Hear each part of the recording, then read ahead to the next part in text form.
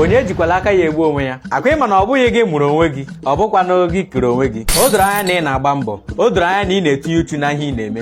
anyị ma na ọ dịchabeghị ka isi chọọ maọbụ ka isi chee na ihe kwesịrị isi dị ihe m chọrọ ịgwa gị bụ nke a okwu a bụ ndidi nwere ihe mere o ji pụta ihe ama m na ụfọdụ n'ime unu ga-asị mgbe digide ihe a ruo mgbe ole gee ntị ka m mee ya ka o doo gị anya ihe fọrọ afọ agwụla agwụ okwu a bụ maka ndị ga-aghọta ya ihe fọrọ afọ agwụla agwụ Igbo bụ Igbo ekele m unu pụtawa n'ezi